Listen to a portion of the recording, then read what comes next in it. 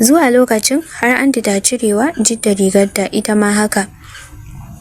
Hannun Jidda ta kama ta dora akan nononta, tana dan matsa mata su.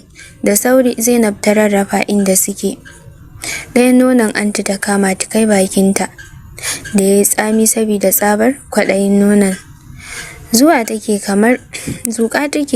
kamar ruwa zai fito, ko na ce yarinya goye wacce yunwa ya ishe ta. Zuwa lokacin hankalinsu gaba ɗaya ya gushe, ba sa ji kuma ba sa gani, burin kowannensu ya ji daɗin da yake buƙata. Sanin jikin Zainab anti ta kwance bayan ta kwantar da ita, dan ita ma zai ta kafa baki a nonon ita Zainab ɗin tana tsotse shi cike da zalama.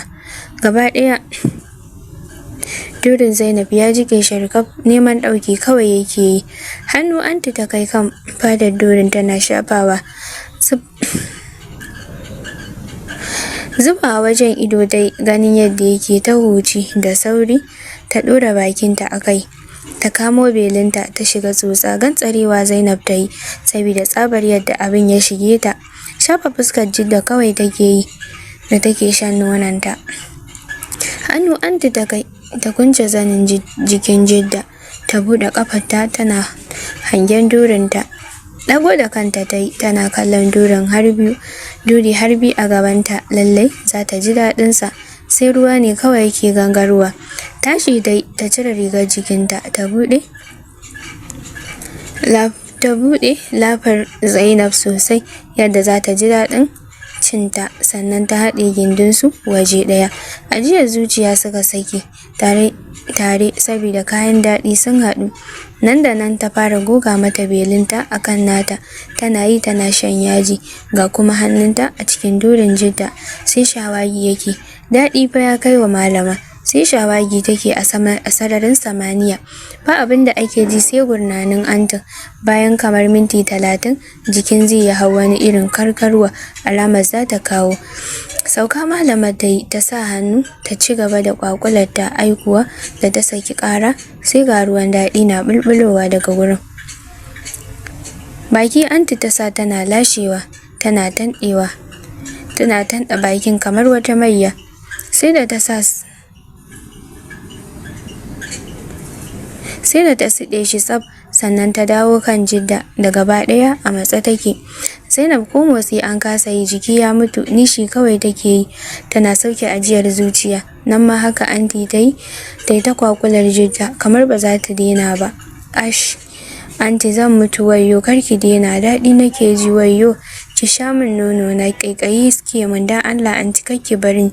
Nan fa anti ta fara bada himma wajen siɗar Jidda. Can kusan awa ɗaya gaba ɗaya ba a gane abin da suke cewa. Ita da anti sun lula samaniyar sama jannati. Anti ce ta fara kawowa, ta koma gefe ta kwanta, ta jiyo Jidda na faɗin wayyo marata, zan mutu, ki ci gaba da yi min, ina jin daɗi. Nan da nan anti ta ci gaba da kwakularta. Ba a fi minti 10 ba Jidda ta hau hirma kamar wadda wuta ta kama, idan ta suka kakkafe. Ai sai ga ruwan nan ya feso a fuskar anti. Jidda ta kawo ruwa sosai, na ma sai da anti ta shanye tas. Zainab ta kalla da sai bacci take yi. Murmushi ta yi da ta tuna yadda Zainab ta saki ihu sanda za ta kawo. Yarinya ta ji kayan daɗi. Assalamu alaikum. Wato ina so magana akan maza. Yani mazan da za su kai kamar irin shekara 10 suna da mata, wai mace guda ɗaya.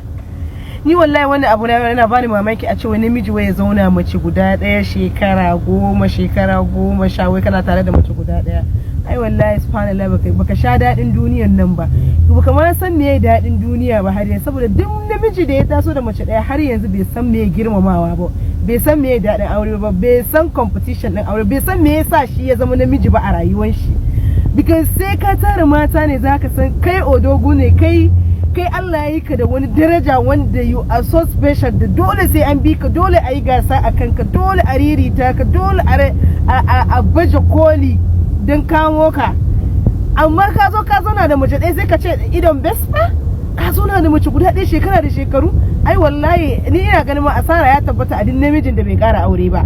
Balantana yanzu da aka yi yayi mata ga sunan, in kana son chocolate baƙaƙirin fara doguwa gajeren siririya yarinya ga sunan yara masu kyau makamala an yi su, kuma a ce kana nan da wannan irin bispan nan guda ɗaya a wannan centuries ɗin da yake ciki. Ai wallahi maza ku ƙara aure. Kai ba za ma ka san kana da adalci ba, ba za ma ka san kana da ba a gane namiji mai adalci sai ya ƙara aure. Ba a gane namiji wanda capacity shi ya kai sai ya ƙara aure. Dai wannan mizanin ake kimanta. Ko a musulunci darajar ka baya dabbakuwa sai ka ƙara aure, sai an ganka a mizani ake gwadawa. Anan ake gwada adalci da kuma jarumantaka da kuma isa na namiji.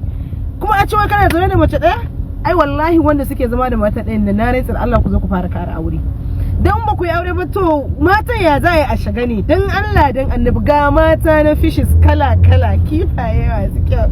So mata masu hana mazan su aure, da kike hana shi aure kika yi bake abin da baki so miki laki ma wani, wallahi yar ka samu kika shiga kar ke mai a barki da ƴaƴanki mata. Duk wanda ta san cewa tana da miji ta hana shi aure, za mu yi mata addu'a wallahi a bata da yaranta. Don haka ciwon ya mace na mace da mu a matsayina na mace yanzu da yawan sauran mata, ina mai neman alfarma maza masu mata ɗaya masu mata biyu duk a zo a kakkara. In dai kana da halin ƙarawa nan gaskiya ku ƙara, saboda mata sun yawa ga su ne. Ni wallahi sai na buɗe social media in dinga ganin mata na ce dole ma maza hudu ba. Gaskiya ku zo ku ƙara aure tsakani da Allah. Mata mun yawa abin yayi in na bude social media mata in ta ganin su subhanallah. Allah ka aurar da mu.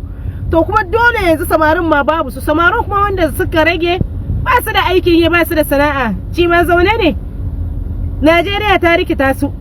Masu shi kuma wanda suke da aure matan ku kuma su ce sun hana ku yin aure. A da Allah da annabi, idan ka san capacity ka ya kai a matsayin ka namiji, kana da capacity, dan Allah da annabi fara ganin ana dan shiga da ana ɗaurin aure da ana shiga da su, most especially wanda suka shekaru 10 ba su yi auren nan ba. Gaskiya in kana son ka zama jarumi, ka zama zakaran gwajin dafi, to gaskiya maga kaya aure.